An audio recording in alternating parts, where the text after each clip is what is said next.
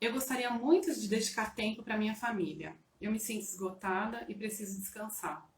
Trabalho há cerca de 5 anos numa empresa, fiquei grávida e quando eu voltei de licença maternidade, eu encontrei uma empresa muito diferente. Confesso que eu sempre fui um trator. Não medi esforços para realizar as demandas da minha área. Não me importava muito em levar o computador para casa e continuar trabalhando e exigia o mesmo das pessoas da minha equipe. Porém, minha rotina de vida mudou, agora eu tenho um para me dedicar. E eu quero me dedicar. E vejo que meu gestor não está feliz com isso. Ele não fala nada, mas eu sinto que ele espera que eu continue no ritmo anterior. O que eu devo fazer? Bom, essa é uma excelente pergunta e uma excelente, eu nem diria pergunta, é um excelente exemplo e é muito comum isso acontecer, né? Essa pessoa ela não está sozinha, né? A gente vê isso acontecer bastante. É, as mulheres, principalmente da geração Y, elas passaram por uma transição, né, em que elas precisavam se representar no trabalho, né, para ter a sua independência, né, para ganhar a independência.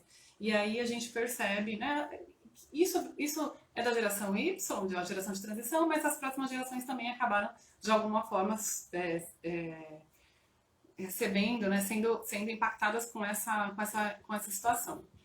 E aí, uma coisa que é importante a gente pensar, né? Ela disse aqui que ela era um trator, né? Então, o que parece é que esse líder dela também tem esse perfil aí de trator, né? De não medir esforços para entregar os resultados. Porque se ela tinha uma conduta de entregar resultados, né, sem medir esforços, meio que a qualquer preço, tendo que trabalhar mais horas, exigindo isso dos liderados dela, é muito provável que esse ritmo, ou ela acostumou a liderança dela, né, mal, vamos dizer assim, que não era pontualmente que isso acontecia, pelo que ela relata, ou a liderança dela tinha essa conduta e ela acabou se espelhando, né, na liderança para entregar os resultados. Então veja, a gente tem aqui um exemplo típico de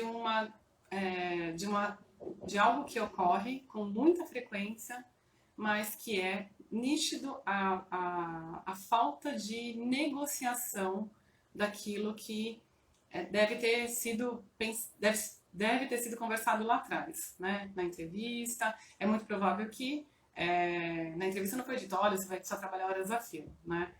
Então, é legal esse exemplo porque a vida, de um jeito ou de outro, nos empurra para a gente acordar, né? Então, o que acontece? Quando você tem uma vida que você não precisa, né, que você não tem ninguém que depende de você, que a responsabilidade que você tem é consigo mesmo, e você toma uma atitude, né, de trabalhar horas a fio, né, de não medir esforços e de fazer o mesmo com a sua equipe, né, é como se você não estivesse, de fato, vivendo uma realidade e pensando no médio e longo prazo. Porque se você pensa no curto prazo, ok, você trabalha bastante, você coloca a sua equipe para trabalhar também, e a curto prazo, isso não pode não trazer grandes consequências. Mas, a longo prazo, você tem consequências de improdutividade, de esgotamento, de insatisfação, né? E veja, essa profissional ela saiu de licença maternidade e ela relata que quando ela volta, ela encontra uma empresa completamente diferente, né? E ela tem uma rotina nova com o bebê que agora ela precisa se dedicar. Então, ela não tem escolha de ficar trabalhando horas a fio como antes. Ela tem outra responsabilidade na vida, né? Que é um bebê. Então, qual é a minha sugestão para você? A minha sugestão é que você tenha uma conversa muito transparente com a sua liderança, né? Mas de uma forma positiva também, né? Tenha uma atitude positiva em relação a tudo que você fizer. Então, se a gente tem uma reação reativa, o que acontece? As pessoas acham que a gente não quer fazer porque que a gente não gosta, porque a gente está embirrado, porque a gente, enfim, porque a gente perdeu competência, porque a gente não quer mais ser competente, ou porque a gente está com preguiça ou a gente é folgado, né? Então, senta e mostra aquilo que você e a sua equipe tem de desafios, faz um dimensionamento das atividades versus o recurso humano que você tem, né? Então, o que você e sua equipe de fato conseguem entregar dentro daquilo que foi combinado no contrato de trabalho. Eu acho que assim, a gente não precisa tirar o contrato de trabalho para dizer que, olha, eu trabalho 8 horas por dia. Não precisa disso. Mas existem meios de você apresentar, né, o seu trabalho, né, o volume de trabalho da sua equipe e que, inclusive, você não vai reclamar, mas você vai dizer assim, olha, pelo dimensionamento que eu fiz do trabalho, pela experiência que eu tenho, a gente precisa de mais um recurso, a gente precisa de mais outro recurso, ou a gente precisa de alterar os prazos, a gente precisa negociar prazos, né? Porque a gente vai fazer, a gente está aqui para fazer o trabalho, mas a gente precisa de negociar melhor os prazos, porque eu e minha equipe não tem condições de entregar essa demanda, todas essas demandas dentro desse tempo curto. Então, e se de fato, né, você perceber ainda, porque assim, é estranho essa conduta de um líder que ele não fala nada, mas você percebe que ele não está satisfeito, né? Porque, inclusive, quando o certo seria, assim, quando você volta de licença maternidade, ter uma conversa de quais são os seus desafios, porque a empresa de fato mudou, né? Em 7 meses muita coisa muda e precisa ser renegociado, né? Precisa ser conversado, precisa ser feito novos acordos. Não dá para ser como antes. E para você não ficar naquela expectativa de que o que estão esperando de mim, é importante que você tome a liderança dessa área da sua vida, né? E vá lá e converse. Porque se você esperar por o seu líder conversar, ele já mostrou que não está muito afim de falar, né? Então, assuma a liderança, tome posse aí da sua posição e vai lá conversar de uma maneira positiva, com dados e fatos, né? E negociar de uma maneira profissional, nunca levando para as questões pessoais, né? E no limite, se for necessário, você diz, olha, eu tenho uma bebê que eu preciso me dedicar, né?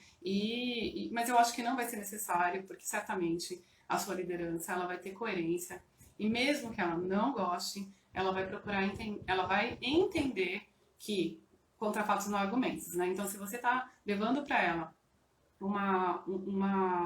um dimensionamento, né, das atividades versus a mão de obra que você tem hoje disponível e você levar uma solução, né, algumas soluções, plano A, contratar mais gente, plano B, redimensionar entregas, né, negociação de prazos, eu acho que, ou por exemplo, sugere uma escala de horas extras, né, e é muito importante você dar uma olhada aí qual que é o volume de horas extras que você e a sua equipe hoje fazem, né? Porque existem regras, né? Regras que precisam ser atendidas e também, eu acho que mais do que regras, eu acho que é o fato de você conversar e você negociar a qualidade de entrega da sua equipe e não a exaustão, né? Não levar as pessoas à exaustão. Bom, uma outra pergunta que eu recebi diz o seguinte, ó, eu tenho 5 pessoas na minha equipe, 3 delas fazem tudo o que eu peço, independente se precisam encurtar prazos de projetos e trabalhar até mais tarde. São bem parecidas comigo. Eu penso que trabalho é trabalho e a gente precisa entregar. Já tenho um pouco de dificuldade com as outras duas, né, que quando eu peço, elas me causam um pouco de problema. O que eu devo fazer? Né? Porque o que ela diz aqui é que gera insatisfação, né? Quando ela pede para aquelas pessoas que não estão tão disponíveis, acaba gerando insatisfação naquelas pessoas que são as pessoas que sempre se comprometem com as entregas extras, né? Então eu acho que assim, uma primeira coisa é importante você entender que as pessoas são diferentes e que elas respondem a estímulos diferentes, né? Então, um trabalho extra, ele é sempre um trabalho que precisa do consentimento. Então, eu tenho uma necessidade e eu faço uma proposta, né, para que aquela pessoa consente ou não, né, para que aquela pessoa consinta ou não. Claro que quando a gente olha para nosso modo, né, de trabalho aqui no Brasil, a pessoa ela não se sente à vontade em dizer não. A gente percebe que essa nova geração ela acaba assim, né, dizendo que não pode, que ela tem outro compromisso, mas ainda assim todo mundo sabe que isso não é bem visto, né? Então, acho que assim, primeiro, entenda que as pessoas são diferentes. Segundo, reflita se essa atitude que você tem, né, de achar que trabalho é trabalho e precisa ser entregue, procure entender a causa desse sentimento, né? O que está por trás dessa afirmação ou dessa crença que você tem, que certamente causa estafa em você e também tem gerado problemas, porque você diz, né, que as pessoas que também fazem como você faz, que se parecem um pouco com você, elas se sentem injustiçadas e elas estão certas, né? Porque, e vamos dizer o seguinte, no limite, tem que trabalhar mais horas mesmo, tem que fazer um trabalho extra porque de repente vendeu mais e isso é muito positivo para a empresa. A primeira coisa é que você precisa contar uma história positiva para a sua equipe.